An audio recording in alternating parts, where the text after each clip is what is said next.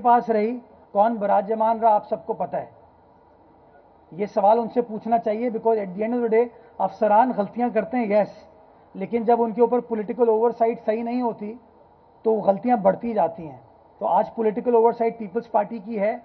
वो फैसला जो कि फ़हीम ज़मान साहब एडमिनिस्ट्रेटर थे, नजमी आलम साहब उस काउंसिल के रुकन थे, मेरी वालदा भी उस काउंसिल की रुकन थी, बीबी शहीद का वो ख्वाब था, आज हम उसको इम्प्लीमेंट करने जा रहे हैं। आज हमें आए हुए 4 महीने हुए हैं और हमने इस चीज़ को कंक्लूड करने की कोशिश की है, और हम यही चाहेंगे कि इस तरह की चीज़ों को कंटिन्यू करें ताकि लोगों को कॉन्फिडेंस आ सके कि उनकी ज़मीनों के ऊपर कब्जा नहीं होता।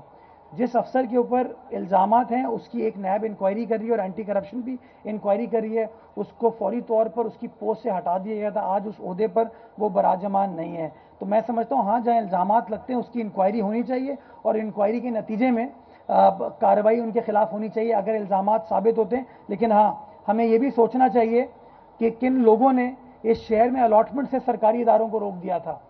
आज शहर के अंदर नॉर्दर्न बाईपास पे कब्जा हो रहा है, इस शहर के अंदर मुख्तलिफ अजला के अंदर कब्जे हो रहे हैं। क्यों हो रहे हैं? उसकी वजह यह है कि आपने गवर्नमेंट ऑफ सिंध को भी रोक दिया अलॉटमेंट से, आपने केएमसी को भी रोक दिया। लास्ट टाइम आप पूछें लैंड डिपार्टमेंट से ऑक्शन कब किया था आपने? जब आप ऑक्शन नहीं कर पाएंगे तो आप मुझे बताइए आप ज़मीन को कैसे सिक्योर करेंगे? तो ये नहीं हो सकता कि हाथ पैर बांध दिए जाएं और बच्चे को आप फिर समंदर में धकेल दें और कहें कि बेटा तैर के दिखाओ। बाकी जो सियासी इत्तेहाद की आपने बात की, नून लीग एक सियासी जमात है, मुत्तहदा कौमी मूवमेंट एक और सियासी जमात है, दोनों सियासी जमातों को ये मुकम्मल हक हासिल है कि अपनी इलेक्टोरल पॉलिटिक्स करें। तो एमकेएम तो काउंसिल में मौजूद नहीं है और नून लीग के गालिबन 14 अरकान मौजूद हैं, हमें वो सपोर्ट करते हैं, हमारे साथ रहें, और इंशाअल्लाह हम चाहेंगे कि ये जो इत्तेहाद है हमारा कंटिन्यू करे ताकि मिलकर शहर कराची की आवाम की खिदमत कर सकें। मैं इस बात पे भी बड़ा क्लियर हूँ कि अगली इंशाअल्लाह सिंध हुकूमत जो है वो पाकिस्तान पीपल्स पार्टी की होगी, और जो वफाक में, मेरा अपना तज्जिया ये है कि वफाक में मखलूत हुकूमत आएगी।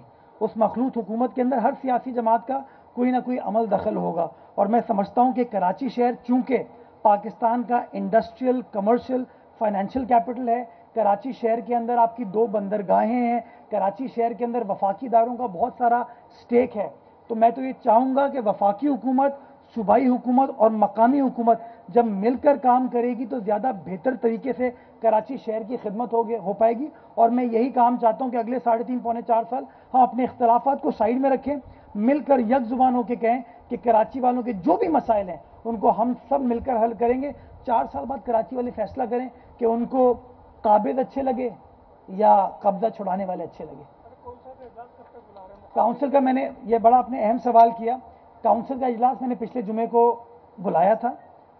जुमे से 2 रोज़ कबल मैंने, चूँकि मैंने सिंध हुकूमत में काम किया है, मैंने वफाक में भी देखा है, हमेशा इजलास से पहले पार्लिमानी पार्टीज आपस में बैठती हैं और लाएमल तय करती हैं कि इजलास को कैसे कंडक्ट किया जाएगा।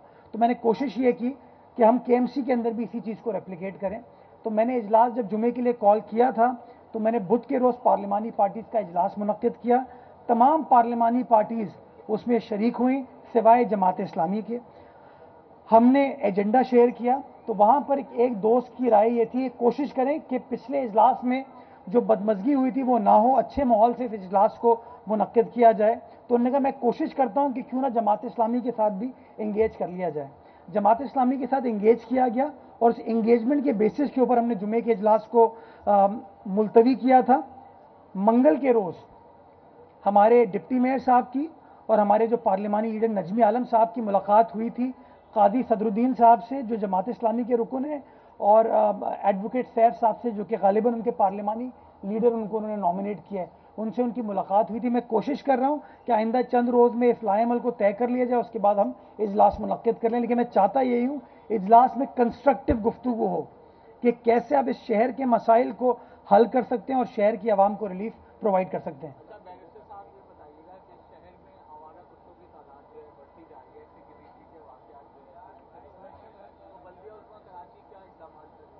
जी, इसके ऊपर मैं गाहे बगाहे आप लोगों के साथ चीज़ें शेयर करता रहा हूँ।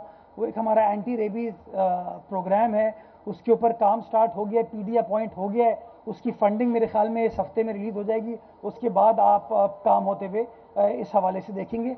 एक बड़ा अहम मसला है, लेकिन एनिमल राइट्स के ऐन मुताबिक हम इस मामले को इंशाअल्लाह हल करेंगे। Last question. سر آپ صحافی ہیں؟ اچھا ویسے ہی